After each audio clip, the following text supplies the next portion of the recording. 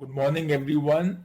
Welcome to the weekly show with Aditya. A half an hour show every Monday, Wednesday, and Friday in association with Dusra.net, the number one website. England and India look to be the most likely teams as the number one contenders for the 20 over World Cup due in a year's time. They are the only teams to have a pool of proper all rounders, fast bowling as well as spinning all rounders. Let's take a look at the all rounders with respect to the Indian team. There are no fringe players, no established players, no A team, and no B team. Everybody is a contender for the final 20 spots in my book.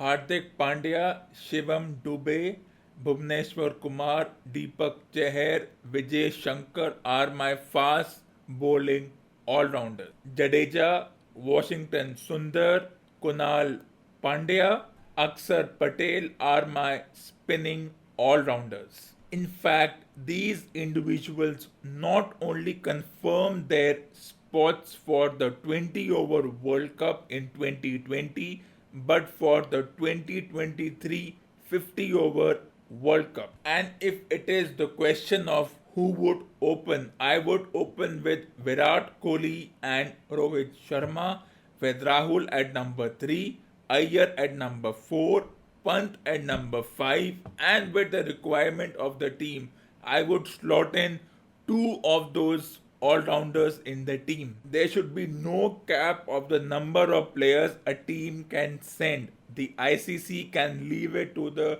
respective countries as to how to manage the number of players they can send and what players are ready to be slotted if there is an emergency, and the only emergency at this point in time is injury. Adding one more name to the spinning all rounders is an individual who has fallen out of the faith of the team management, the selectors, as well as a few pseudo experts, and that individual is Raina. One can question, if we are looking at the future, then why is Raina in my sights? Well, the answer is experience, and I can give a few examples from other teams. If team like West Indies can go back in the past and give the captaincy at the age of 31 to Kieron Pollard, when there are more established players who can take the role of captaincy,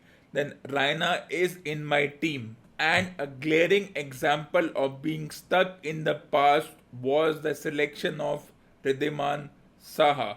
If Saha can be your contender at least in the test matches, then why can't Raina, after recovering from an injury, have the same faith being shown in him? And it would be a blunder if the selectors do not give Rishabh Pant continued chances, because for me, despite his failures or his semi contributions, he should be in the team. And if they are questioning his DRS skills, well, as I said, there should be more than two chances given and at least 30 seconds given for a team to decide. But that's for the logistics and other issues. For me, Pant is in my team, and who could be the second keeper? For now, Rahul. But Ishan Kishan and Sanju Samson should be kept on the standby. And let's look at things differently. The year 2020 can be a watershed moment in Indian sports if the Olympics side of the tournament can have good performances by teams, including hockey and other individual sports. If they can even win a silver medal, I will consider as good as winning a tournament. And if the cricket side can also produce a good performance, means even a second place finish in the finals will work for me, though it may not for a few armchair and pseudo critics, but that's a discussion we can have for a different episode. For now, let's look at the probable team one can have against South Africa for the first match in just over 11 months time. And this is just a speculation. These players may or may not play as per the fancy of the selectors. So let's take a look at the potential 20 over team for the first match. Kohli and Rohit as the openers, Rahul at number 3, Iyer at number 4, Hardik at number 5, Pant at number 6, one between Kunal Pandya and Ravindra Jadeja at number 7, Bhuvneshwar Kumar at number 8, Deepak Chahar at number 9, one between Yuzvendra Chahal or Kuldeep Yadav at number 10, and Jasprit Bumrah at number 11. And then we can change the team as per as the requirement, but this is a perfect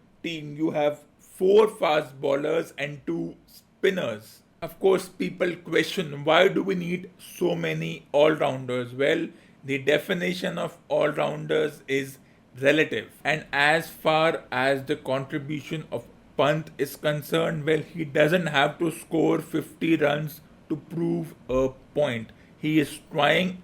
The results are not coming. Well, a certain Rohit Sharma was in the same position 8 years ago, and now look what kind of reverence we have for Rohit Sharma. The same media which had its hawk eyes on Rohit Sharma, who couldn't score a run until 7 years ago, now they call him the best opening batter for the Indian team. So let me tell you, the attitude towards Rishabh Pant will also gradually change. And as the saying goes, change is the only constant. As far as this team is concerned, it is without any controversy. Even for the 50 over World Cup, I would choose these players. And yes, I missed out on Washington Sundar. So one all-rounder between Kunal Pandya, Ravindra Jadeja and Washington Sundar. And just like they toss to decide who will bat or bowl first, they can also have a toss between a lateral toss between which players will play, because Jadeja, Kunal Pandya and Washington Sundar are all exciting prospects. And we know all about Hardik Pandya's injury prone body. So Vijay Shankar and Shivam Dube will be the backup all-rounders, a luxury which even Australia does not have or are hesitant to put such players in their team. Only England comes to a pool of having all-rounders, that is Chris Jordan, Ben Stokes and Chris Wokes, as well as a couple of keepers in Johnny Bairstow, Sam Billings and Josh Butler. And now let's talk about the 2 matches that happened yesterday. England, New Zealand, tie super over, another deja vu event. And what happened once again, England, due to their more smart bowlers, managed to get the match in their favor again. But it's New Zealand and small grounds, and when it comes to small grounds, you don't have to think twice before hitting the ball, because most of the time it's you hit and the ball is in the stand. Teams like Australia, South Africa will have to go beyond their ego and pull in a couple of fast bowling all-rounders, though they are relying on Mitchell Starc and Patrick Cummins.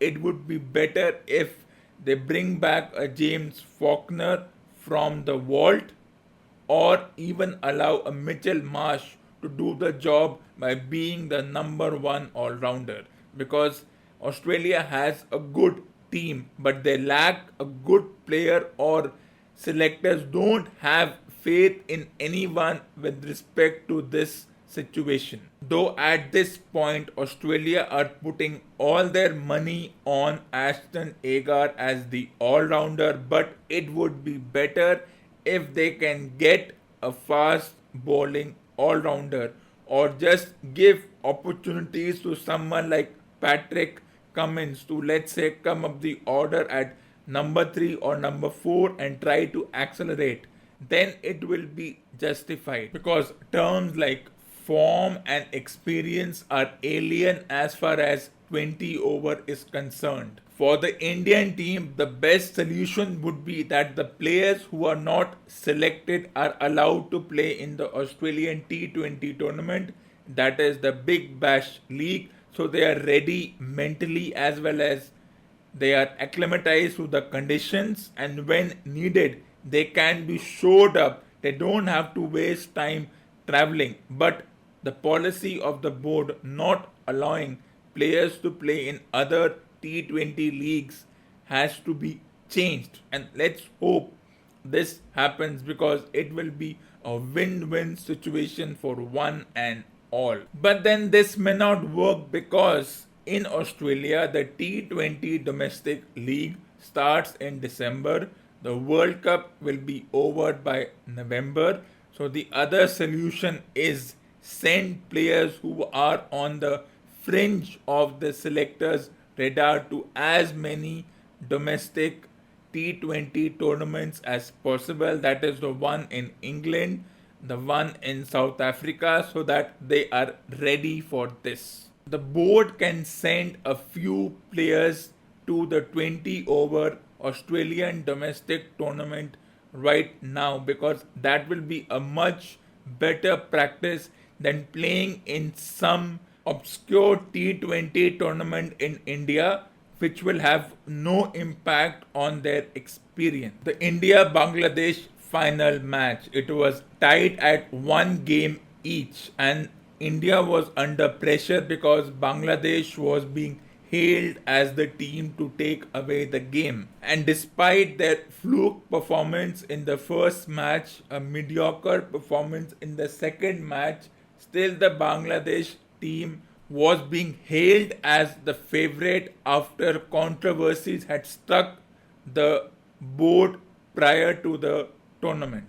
So Bangladesh once again got lured into winning the toss and batting first, and after getting Rohit Sharma out, it looked as if they would restrict India to between 120 and 130. But the obscure and out of favor Rahul had other ideas. He stuck to his guns, and along with future captain Shreyas Iyer, put cold water over the plans of the team. And then 174 runs looked as secure as Fort Knox. Then while batting, Bangladesh made a few tactical blunders. One can look at this situation in any way. They would have given chances to a Mohammad Mithun to get used to the experience, or they could have allowed Mushfiqur Rahim to come at 12 for 2 and do what he has been doing for the past decade. But they had other plans. They wanted to put their players in different situations, just as before the match started, when India went with 5 bowlers. Everybody lashed onto them that why are they going with 5 bowlers? They are weakening the bowling, trying to strengthen the batting. A few pseudo experts wanted to give their verdict even before the match was over, and this is what is lacking in terms of understanding a match. And then when the match ended in India's favor with the 5 bowlers working out perfectly, these pseudo experts had to eat their own words.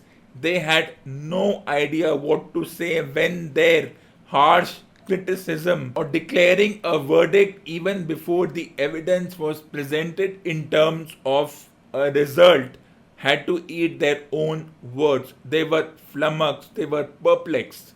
And now I'm sure after this, these pseudo experts will never count the chickens before they hatch. Who turned out to be the hero in this situation? None other than the all-rounder Shivam Dubey. Going by the tactical strategies of other countries, they gave a chance to an unknown quantity whom one knew nothing about, and by the end of this week, I'm sure newspapers would have reached his hometown and they will extract as much as information about him because he turned out to be the semi hero of the match. We love to use this word death bowling because it's the end overs and it's all about restricting the runs. And we were wondering, in absence of Bumrah and Bhuvneshwar, who would take up the mantle because there was no Mohammad Shami,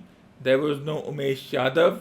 So another unknown quantity in Deepak Chahar, who was in the team but at most a fringe player till his performance yesterday night, has probably answered the question of being the third fast bowler in the team. If you want to give him experience when he is not part of the team, especially for the test matches or wherever he is not required or they give him a rest, do not let him rest. Send him to other countries to play domestic tournaments. For now, we are obsessed with the 20 over tournament. So, individuals like Shivam Dubey, Deepak Chahar, Khalil Ahmed should be exposed to other countries' conditions as is the norm in this sport. Just like a student goes out for student exchange programs. Therefore, there has to be a MOU between the boards. If players of other countries are literally forced to play in the Indian T20 domestic tournament, then the players from India should also be given a chance. In the definition of what we call an exchange program, but I have my doubts if the board will be that flexible to allow players to go to other countries. And the excuse will be juvenile. They don't want other domestic tournaments to supersede their own domestic tournament. So if it means caging the players here and not allowing them to play with other players in different conditions, but when it comes to their own domestic tournament, they will do anything to secure the release of other players to play in this tournament, then it lacks of double standards and hypocrisy. It is the same situation in football. A Sunil Chetri, a Sandesh Jhingan and other players would be a nice fit in teams like Manchester United and other teams, but due to those teams' inability to recognize our players and Football India's inability to give the players that kind of exposure will one day backfire if India do not qualify for the Football World Cup or the Asia Cup. Coming to that, 14th November will become a very important date as it will be the last qualifying match for the year 2019. Let's hope the Football Association in India wakes up and gives the players some good quality jerseys with the names printed on the back, because I have never seen this in any tournament where the players' names are not printed on the back, or even the quality of the jerseys look to be of a low quality. Another interesting piece of information is that the Hockey World Cup will be held in the same year along with the Cricket World Cup, that is 2023. Though, like before, this tournament might go undetected if the Cricket World Cup takes over. It will be interesting as to how we deal with both the sports tournament happening in a space of 3 months, while the Hockey World Cup is scheduled between January 13th and January 29th.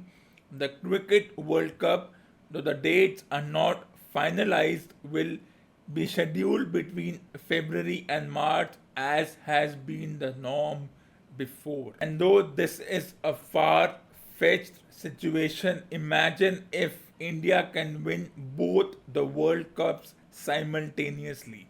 It will change the nature of the sport dramatically. Though it remains to be seen what impact a 15-day tournament has in comparison to a 6-week tournament. Yes, they are 4 years away, but look at the scheduling prowess. The dates for the Hockey World Cup have been announced 4 years in advance compared to the Cricket World Cup, where right now the focus is obviously on the 20 over World Cup. The host city has not been mentioned as of now, though the logical place would be Odisha, which has hosted the previous World Cup as well as a couple of Champions Trophy tournaments. So let's see if India can achieve a double, which was missed by the narrowest of margins in the 2018 Hockey World Cup and the 2019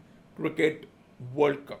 Though right now the focus is on the Olympics and the expectations from the hockey team is at an all time low. The limelight hogged by the badminton players in PV Sindhu and her teammates, though PV Sindhu, after winning the World Championship, in which she was lauded and praised and put on top of the citadel and hailed as the best badminton player in the country, now finds herself at the wrong end of the tunnel as she has not won or not secured places in the tournaments post winning the world championship. PV Sindhu is an example of the double standards we profess. First, we give her so much of praise for winning a world championship,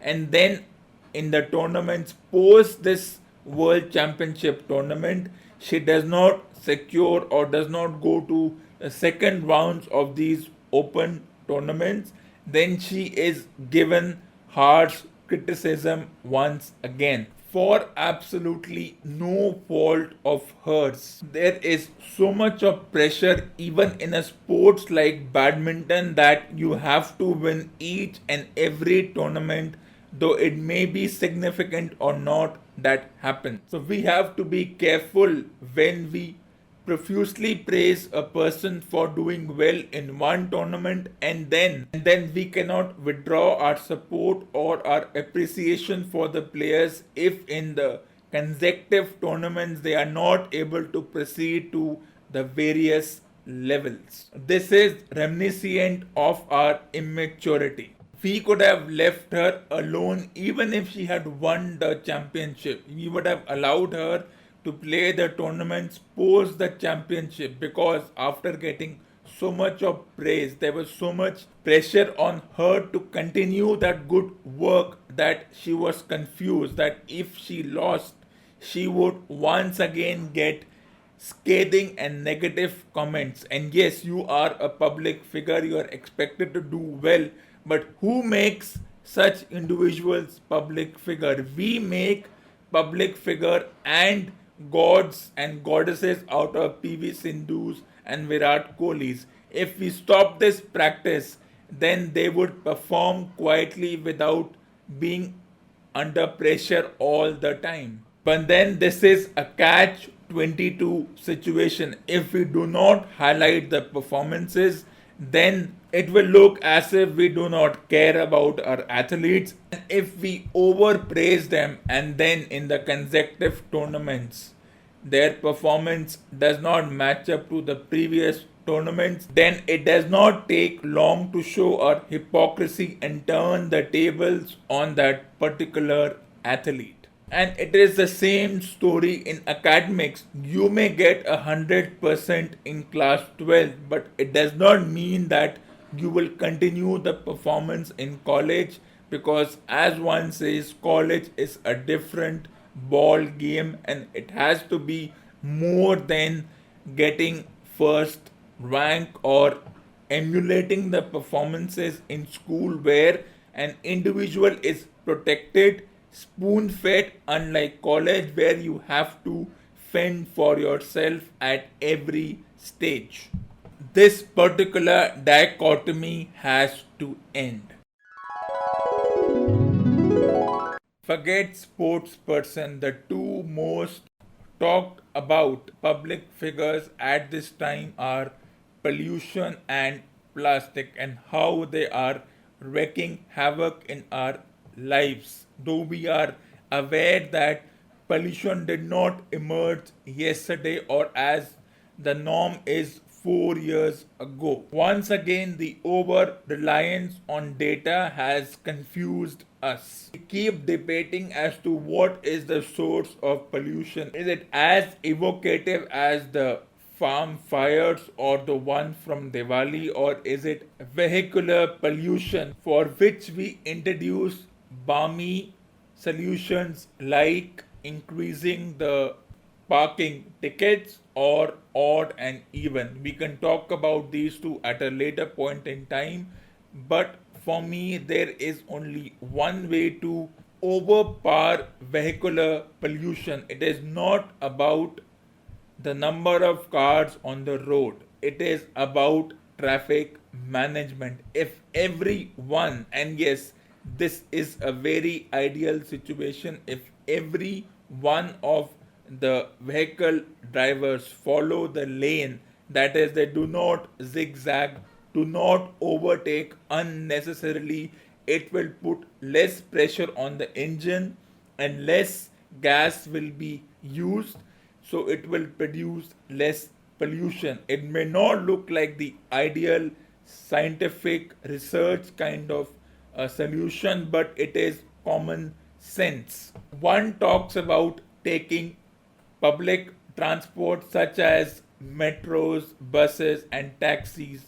But if we talk about the road transport in terms of taxis and buses, don't the very buses which we want people to take themselves drive in a zigzag manner? If the left side of the road is reserved for buses, then they should follow that. Do we understand why do we have traffic jams? It is because of an over ambitious driver who does not care about the laws of the road and they want to show their authority by overtaking, thus putting pressure on the engine, which means more combustion, which is also directly proportional to pollution from the exhaust pipe. And then this practice of honking in India also is an indirect contribution to pollution, not only air pollution but noise pollution. As I have said in my previous episodes, it would be a mistake if we are solely focused on the air pollution, thereby ignoring the indirect influence of noise pollution. If the honking stops, then a lot of problems that we face with respect to vehicular pollution will automatically come down. This tendency to honk, even if there is a green light and there are 10 cars ahead of you, and we know that it takes a couple of seconds for the cars to move their lanes, we are in such a hurry that we start honking for every small thing, and we don't understand that this does not help as far as the pressure on the engine of the vehicle is concerned. Reducing the number of cars or doing the ration scheme will not lead to lesser pollutions, but if everyone follows the lane rules and do not zigzag or break the rules, that will have an impact on the pollution. Then bumper to bumper traffic also affects the car's system. If we keep on switching between the brake and the accelerator after every couple of seconds, it will add to the pressure on the engine, and we know what happens after that. So if everyone follows the lane, they do not break the basic road rules. It's all about having the basic road sense, which means that buses are as guilty of creating traffic jams as are private cars. So we have to understand what is the source of pollution. We ourselves are creating this pollution by this madness to be in a hurry. And then the most basic of all solutions, get your car serviced every few years so that the pressure on the engine and the exhaust pipe is not affected. It means that if your car is stationary for a while, though it is not the ideal solution, but one can switch off the engine, or if you want to keep the engine on, do not for the sake of showing off keep pressing the accelerator, because as I said, it puts pressure on the engine. Yes, these solutions are not your ideal scientific research methods, but they are as common sense as one can be. Don't honk unnecessarily, don't break the lanes, follow the lanes, don't be in a hurry to be in a bumper to bumper traffic, thereby causing the switch between the accelerator and the brake. And if we can keep such common sense ideas, we can understand this, it will automatically lead to a reduction in pollution, because the number of cars is not directly proportional to pollution. It is how we drive the particular vehicle. And in this, as I said, the public transport, that is the taxis, the autos and the buses, are complicit, because these public transport vehicles do not for most of the time follow any kind of basic common sense road rules. If one can create a taxi lane on the right or the left, especially on the highways or on the main roads, then it will not have any impact on the traffic. If we can create designated bus stops where the bus doesn't have to stop on any unauthorized bus stops, then it will automatically lead to a reduction in rush hour traffic as well as pollution. If we can introduce the concept of carpool lanes, then it will also help.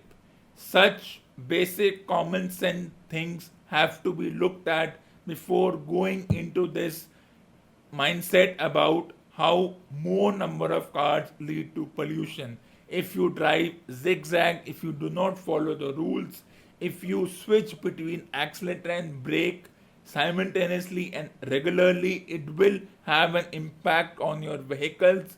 More energy will be consumed, means more waste product will be jettisoned. If we are worried about the nitrogen content in the air or other pollutants, following such a basic simple idea will help reduce that. I hope you enjoyed episode number 128 on the 11th of November 2019.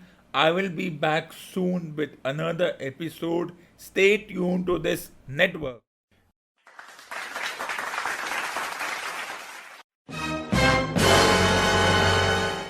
Please send your valuable suggestions through your comments and audio recording to the email ID adityatherewriter@gmail.com. You can also like and subscribe to my YouTube channel and Facebook page, and stay tuned for the next episode.